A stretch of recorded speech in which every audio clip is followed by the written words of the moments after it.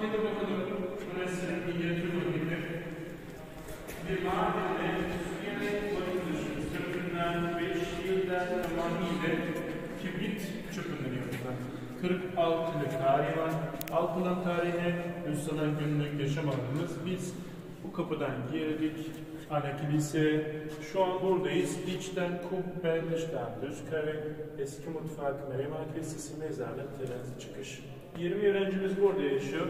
4 yine dönem. Ağlana misafir 15 rahibe mutfak.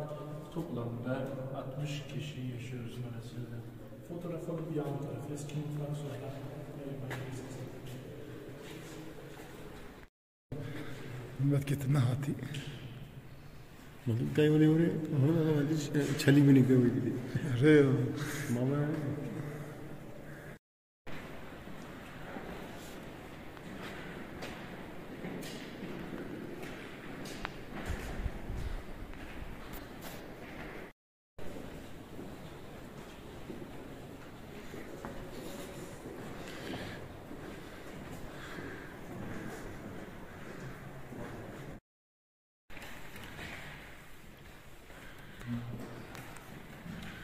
Meryem Ana Kilisesi'ndeyiz. 6.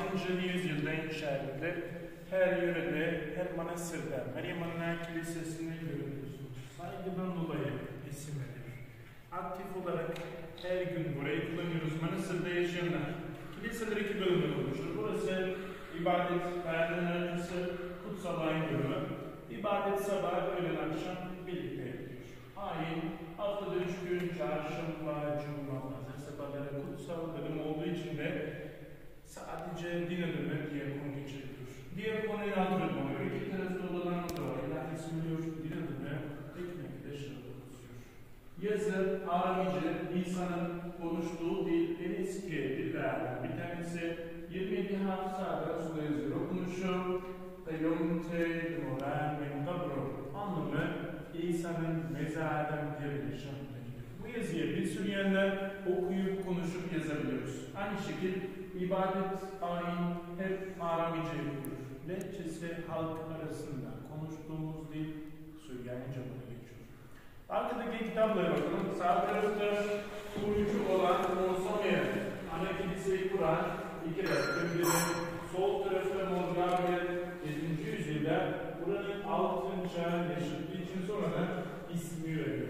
Onlar sadece resim mezarlığa geçince gerçek mezarlığı görüyoruz. Mor kelimesi aziz anlamına geliyor. İçine geçmek yasak kitaptan geziye bakabilirsiniz. Fotoğraf sormak lazım. Buyurun.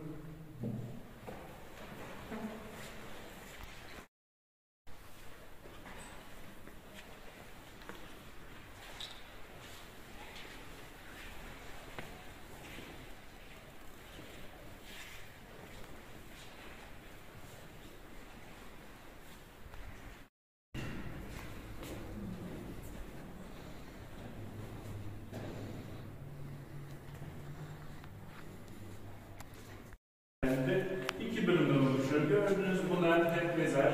15 mezar içinde toplamında 12.000 yeniden kemik bulunuyor. 12.000. Bazıları manastırda yaşadığı için bedeni tamamıyla buraya kondu. Bazıları kemiklerin parçaları dışarıda getirildi. Beden çürüyor. En eski mezar açıp kemikleri bir köşeye diğerine defnediyorlar. Her birinde de yaklaşık 800 yeniden kemik. Lahit kapak vardı. İstidalarda bozulduğu için kapatıldı, artık açılmaz. Çıktığımızda karşıda belki az önce baktınız, o odaların içerisinde boş mezarlar var. Bildiğin adı vefat ederse onları açılıp kullanılır. En önemli olan mezar yerde yanında gördüğünüz Morgabi mezarı. Kendisi ayakların altında olmasını istemiş, en alçak seviyede mütevazi bir insan olduğu için.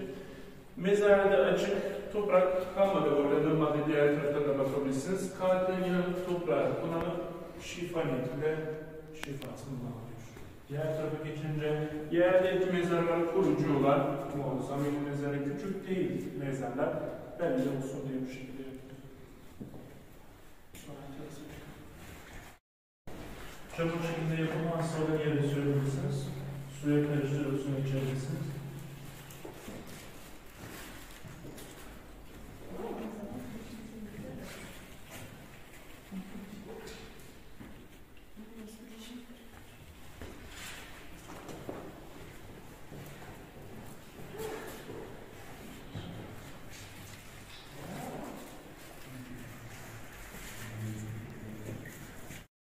çıkıyoruz, sonra sağa doğru devam edelim.